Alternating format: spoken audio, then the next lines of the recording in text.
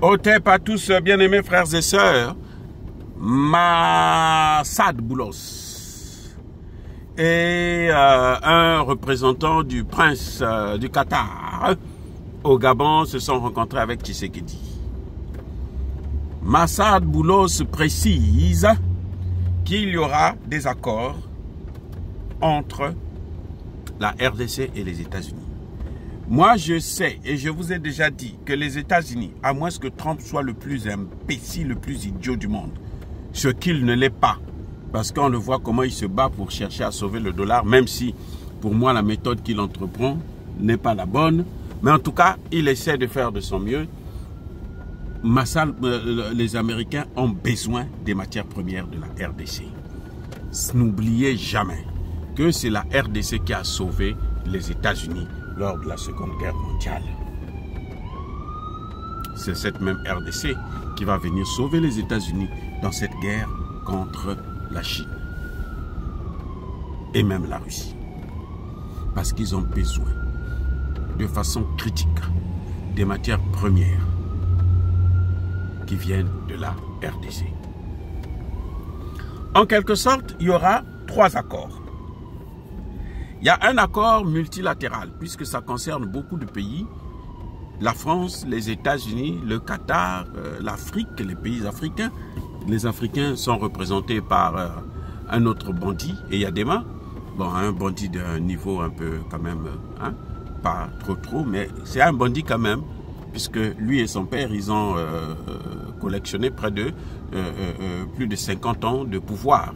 Ça, ce n'est pas du goût de tous les Togolais et surtout pas des Africains panafricanistes. Il y aura donc un accord entre les États-Unis et la RDC. Ça, c'est un accord minier. C'est un accord bilatéral. L'accord multilatéral, c'est entre la RDC et le Rwanda, parce que ça implique plusieurs pays.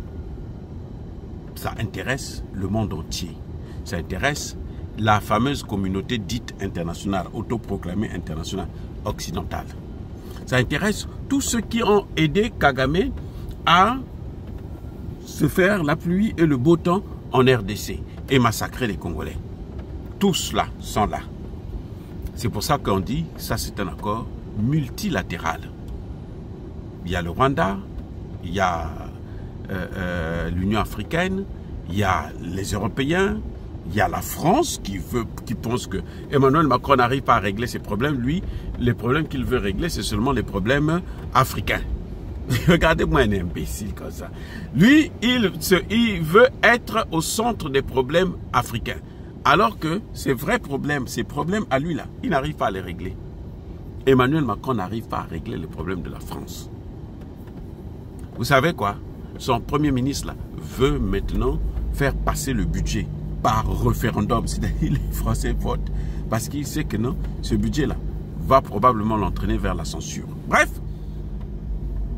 un accord entre la RDC et le Rwanda, parrainé par les États-Unis.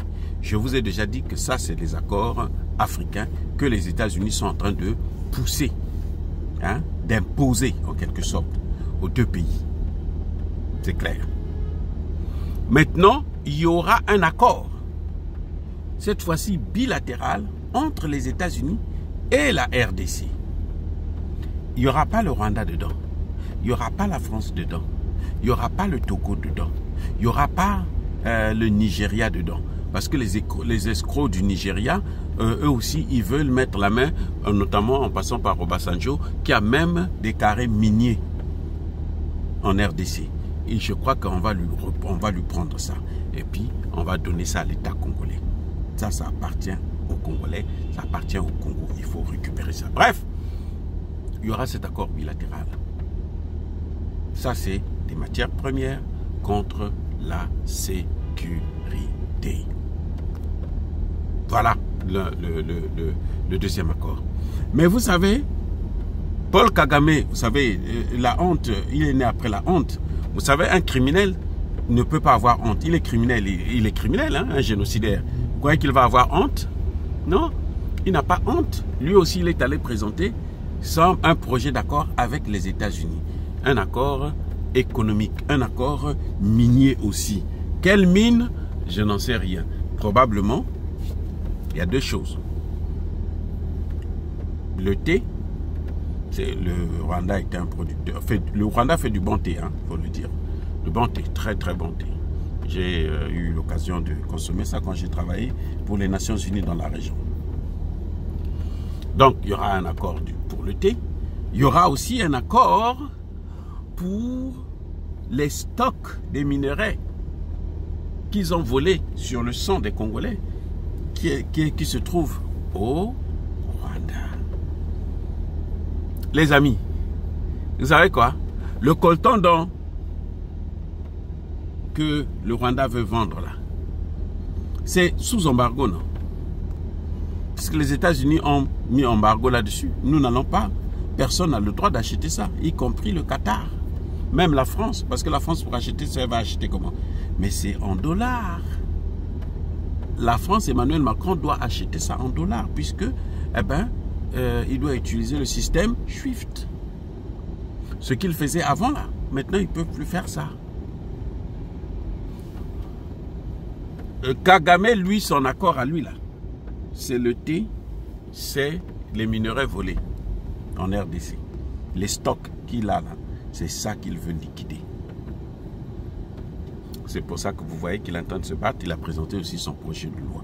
Et les Américains disent non, nous allons acheter ça ou on va te laisser vendre ça en échange de ton désengagement en RDC. Vous voyez maintenant le deal. Donc Emmanuel Macron s'est fait avoir dans tous les sens. Alors il s'est fait avoir au pluriel. Eh oui, les amis, il s'est fait avoir au pluriel. Quand Kagame va liquider ça après, puisque le Congo est sécurisé, il va faire quoi? Il ne pourra plus encore revenir prendre d'autres matières premières. Parce que déjà la présence là des Rwandais en RDC actuellement pose problème. Ils ne font que tomber. Je vous dis, les Wazalendo ne les laissent pas dormir. Nanga, je ne suis pas sûr qu'il continue à dormir en RDC à Goma. Je ne suis pas sûr. Parce que la situation, elle peut dégénérer à n'importe quel moment. La chance qu'ils ont, c'est l'armée congolaise qui est tellement corrompue, tellement pourrie, que bon, ils peuvent avoir des moments de repli. Mais avec les Wazalendo, ça ne passe pas, les amis. Donc voilà les 3 accords qui vont être signés d'ici là, qui sont des accords différents. Un accord de paix entre les deux belligérants, notamment l'agresseur et la victime. L'agresseur c'est le Rwanda, la victime c'est la RDC. Un accord entre les Américains et la RDC qui veut vendre ses matières premières aux Américains en échange de la sécurité. C'est un partenariat stratégique. Et un accord entre le Rwanda et les États-Unis pour les minerais que le Rwanda stocke chez lui, qui sont bloqués. Soyez bénis, abondamment bénis par le Dieu de Kémité, par nos ancêtres angélisés. Vive l'Afrique éternelle, j'ai dit et j'assume.